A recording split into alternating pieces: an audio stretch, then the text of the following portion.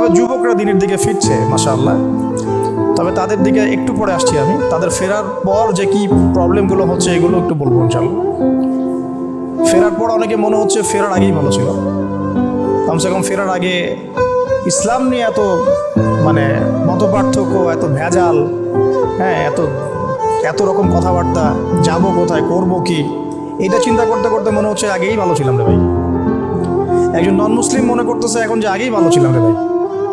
ইসলাম কবুল করার পরে এখন তো দেখি যে 10 জন 10 কথা বলে, 10 জন 10 মতো চলে, এক একজনের সাথে শত্রুতা পোষণ করছে।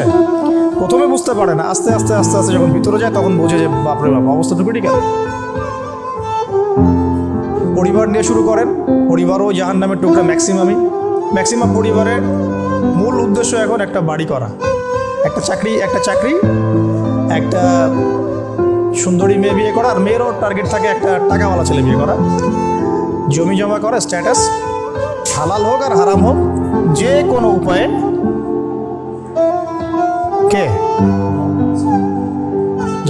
যে কোনো উপায়েই আমাকে দুনিয়াতে এটা অর্জন করতে হবে, এই হলো বিষয়।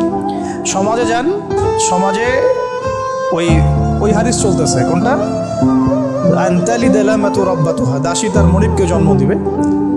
এটার ব্যাখ্যা আমরা যেটা বুঝি যে সমাজে ন্যায় অন্যায়, হক বাতিল, সত্য মিথ্যার মানদণ্ডটাই উল্টা যাবে। কারণ দাসী আসলে মনিবকে জন্ম দেয় না, এখানে উল্টা বলা হয়েছে।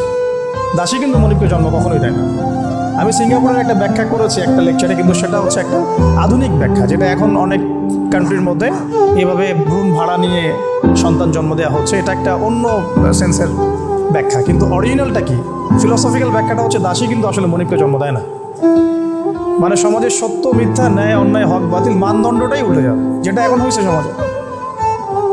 ঘুষটাকে মানুষ কমন মনে করে, দুর্নীতি মানুষের কাছে কমন, বেপরদায় চলাটা মানুষের কাছে ফ্যাশন, হ্যাঁ, নামাজ না পড়াটাই নাকি প্রোগ্রেস, পড়লেই মৌলবাদী হচ্ছে, দিনই বইপত্র পড়লে মানুষকে ব্যাকডেটেড মনে করা হয়, হ্যাঁ, আল্লাহর সাথে যার সম্পর্ক ওকে মনে করা হয় যে সে তো পিছায় পড়া মানুষ, হ্যাঁ, কেউ পর্দা করছে খাস, ওকে বাঁকা চোখে দেখা হচ্ছে, হ্যাঁ, মানে মানদণ্ডই চেঞ্জ।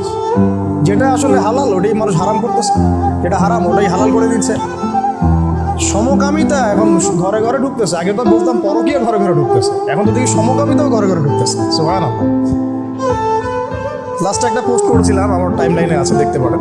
একজন আমাকে মেইল করেছিল, মানে ওটা পড়ার পর আমারও মাথা ঘুরতেছে যে আসলে কোন সমাজে বসবাস করতেছে আমরা। বাইরে একটা মুখোশ পরে আছি, সমাজের এই মানে মানদণ্ড